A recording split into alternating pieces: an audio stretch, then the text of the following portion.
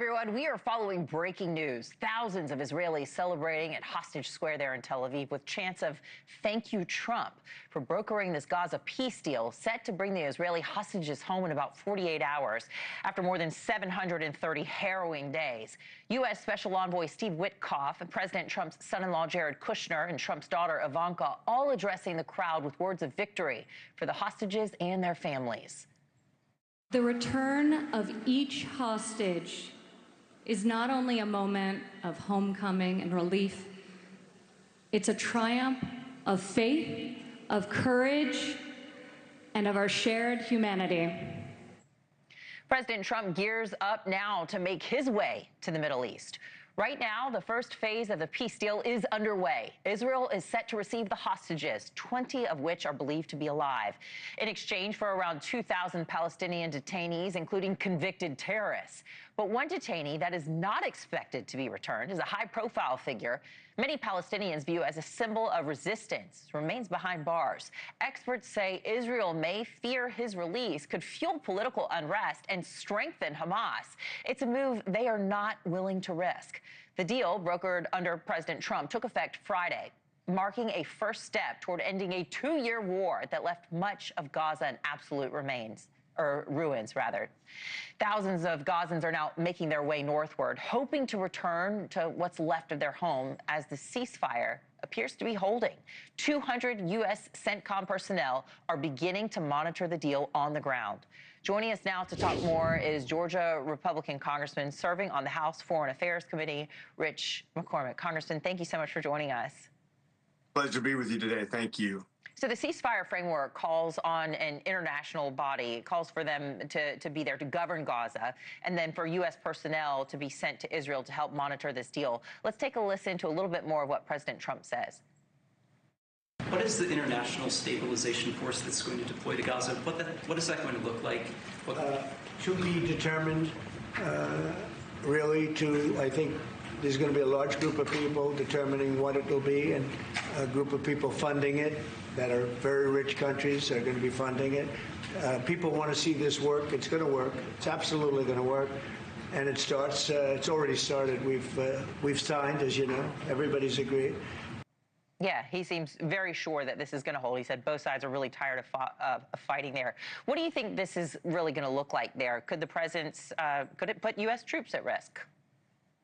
Of course, anybody who's in that region is at risk just because it's a violent place of the world. Anybody who's been in the Middle East and fought wars over there, I remember every time we were even off the coast of any place like Kuwait or Iraq, when we were in Afghanistan, even when there's relative peace, there are always very violent people who would love nothing more than to disrupt the process by doing harm to American troops or to our allies, just to start something. There are people over there that their whole mission in life is to wreak havoc upon the peace process. They do not want peace.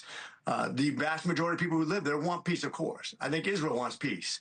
But there is a small sector of people with guns who are violent people who will always do harm to that process. Yeah, and we know Hamas does not want to disarm, so phase 2 may be tricky. I do want to play you something, though, that Trump's former campaign rival Hillary Clinton actually said on this peace plan.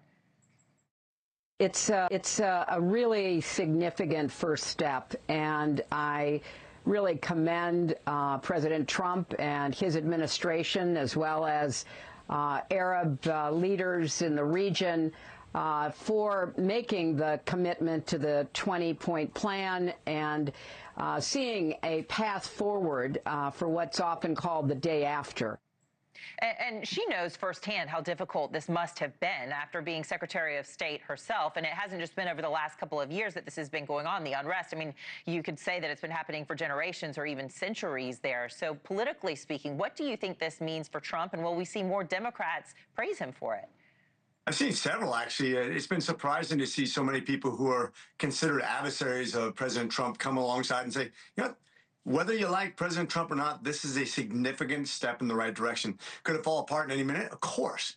But the fact that he actually got this done, and he's put an immense amount of pressure on Israel to come to the table. He's made it very, very public that Hamas needs to come to the table. He doesn't pull any punches. And the fact is, really, in reality, who deserves the Nobel Peace Prize more than this guy? If you look at Barack Obama, what he got the Nobel Peace Prize for. And I was in Afghanistan during that period where, actually after the period where he was president and we had some of the highest casualties in the world, or in Afghanistan during that period of time, he still got awarded the Nobel Peace Prize. If they want to come across as a legitimate organization, somebody who actually is not political, but actually looking objectively at what causes change in political dialogue, whether you talk about the Abraham Accords or this itself, he's been extremely effective, as Hillary Clinton just pointed out. Yeah, and President Trump has been able to wind down, more than a half dozen wars already. Look, maybe it's coming next year. Who knows? Yeah. Trump has said that he wants to create better conditions for Gazans. We've seen, traffic. We've seen thousands of Gazans heading back in there, and they've been displaced so many times they're not sure what they're going to find when they get there. But what do you think this really means on the ground? We've also heard the president, we're not sure if he's joking or what he's saying when he talks about the Gaza Riviera. What is the future going to look like? What does rebuilding look like? Well, Palestine is going to have to determine that by their leadership. If they have a peaceful transition towards people who are not militants, talking about the wiping out of Israel and about America as the great Satan, I think they have a good chance of having the international community actually invest in this area to make it robust. Remember, Taiwan was never recognized as a country by almost anybody, but they have a robust economy because they focused on industry rather than on terrorism. And I think Palestine has this. This is a moment they have in time, a time for choosing, really, where they get to determine what their future is based on, do they become more of an industrial nation and a developmental nation, or do they continue to double down on these failed policies of going against Israel and going to war? This is their time for choosing. I thought it was very interesting, too, that when we heard from Steve Witkoff, the special envoy, and Jared Kushner, the president's son-in-law, who've been an integral part in getting this deal done, they talked a lot about the future, and Ivanka Trump did as well. But they really focused on Qatar and Turkey and Arab nations, further isolating Hamas to get this done. How integral is it going to be to keep those relationships going in the right direction? That is absolutely critical to what we're trying to achieve. And let's not leave out the bad guys, Iran, isolating them, because they're the ones that are funding all this, whether it be Hamas, Hezbollah, the Houthis. Iran has been a disruptive funder of this movement in the Middle East for decades. Hopefully they've learned their lesson. Hopefully they're going to no longer be so out in front and vile and despicable in their underground activities. But if we can isolate them and Hamas from arms and from funding of terrorists, I think we have a really good chance of going the right direction. And I really do appreciate those people who are in tough positions, whether it be in Turkey or other places around the Middle East, where they have to go against some of their own populace in order to support this peace process. I'm very happy to have them as friends in this process. If we can take these pictures live full there in Tel Aviv, there in Hostage Square, just once again, because we're really looking forward to the president as well. He announced that he is going to be visiting Egypt and Israel during a one-day trip to the Middle East as this first phase takes shape. And we are going to be, watching hostages come home and be reunited with families potentially in the next, 48 hours or so. Just really remarkable to be watching history unfold. If we can, we'll go ahead and switch gears, though, because here at home, things are really escalating, Congressman, as this government shutdown rages on into week 2. We've got mass firings of federal workers beginning as Trump attempts to put pressure on the other side of the aisle. Some are saying this feels a bit like Doge 2.0. Are we at risk of eliminating important positions that may just need to be hired back once again and making a big, expensive problem even more expensive?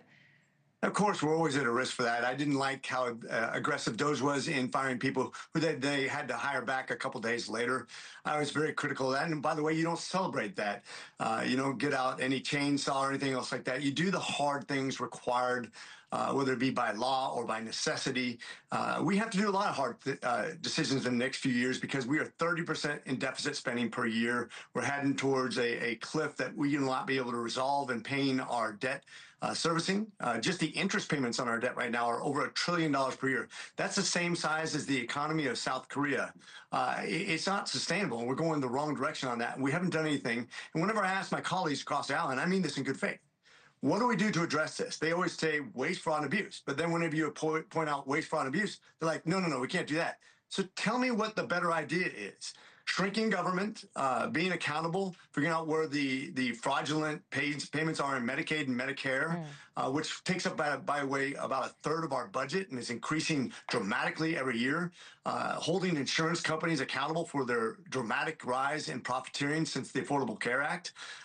We have a lot to look at ourselves in self-reflection to solve this, and it's got to be a bipartisan solution. Yeah, well, we are starting to feel the impacts of it. We're seeing delays across a lot of airports. We've got a report on that coming up. You know, we've got TSA workers and air traffic controllers who are calling out. You know, maybe they're worried about a paycheck coming in, worried about how they're going to pay child care and things like that. And I do just want to get in this news that President Trump announced on True Social that he has asked the Secretary of War, Pete Hegseth, to make sure that they use some funds to pay the troops because they have been at risk of not getting paid either.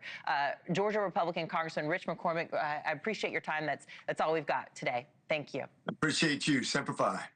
Great to see you. All right.